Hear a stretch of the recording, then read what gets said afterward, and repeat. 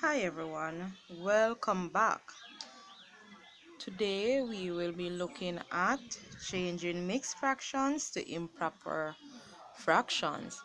But before we go into that, let us remind ourselves what mixed fractions are. So a mixed fraction is a fraction that has a whole number and a proper fraction. So a whole number can be any number, all right? So for example, I write the number 2. This is a whole number. Good? Now a proper fraction is a fraction where the numerator is smaller than the denominator. So if I should write 3/5, this is a proper fraction. Good? When I join 2 and 3/5, I will get 2 and 3/5. So this now becomes a mixed fraction. It has a whole number and it has a proper fraction. Now let's go through the process of changing this mixed fraction to an improper fraction. Now, there are two steps and two operations that we need to do in order to change this. Good. The two operations are addition and multiplication. We are going to multiply at the bottom and add at the top. All right. So let's look at step one. Step one, the operation that we're using in step one is we're going to multiply.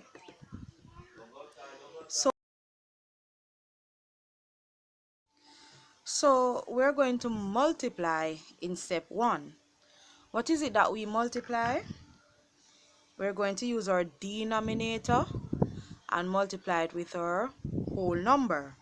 So this would have been our denominator is 5, and we know that our whole number is 2. So we're going to multiply 5 and 2. When we multiply these two numbers, we will get an answer of 10. So that is step one. Now step two, where our other operation comes in, which is addition, we are going to add the results that we got from step one, which is 10,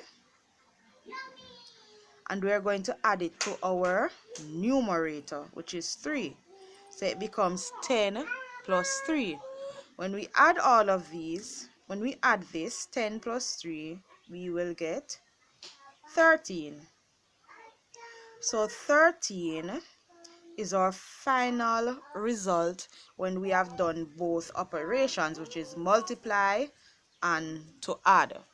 So now we can go ahead and write our improper fraction. So when we have multiplied our 5 and our 2, and we got 10, and then we added 3 to it, we ended up with 13. That it actually becomes our numerator. Good. So we have changed all of this to become our numerator. And remember, an improper fraction, the numerator must be bigger than our denominator in order for it to be improper. Good. Now we have to write it as a fraction, so we need to put back our denominator. Now when we started out, our denominator was 5. This does not change, so we go ahead and we write 5. So 2 and 3/5 as an improper fraction is 13 over 5. One more example. So we're going to change 4 and a quarter. Now remember, to do this, there are two operations that we need to do. We need to multiply first, and then we need to add. Multiply at the bottom and add at the top. Good. So it becomes 4 multiplied by 4, and then our results plus 1. Good. So on my right hand side, I'm going to just do it in the corner because I want to have space to write my answer. So multiply these first. 4 times 4 will give us 16. Then it says I'm going to take my results and add it with our numerator. So that becomes 16 plus 1. 16 plus 1 will give us 17.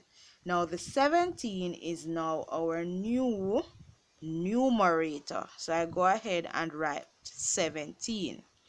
And I must put back my denominator that was there before.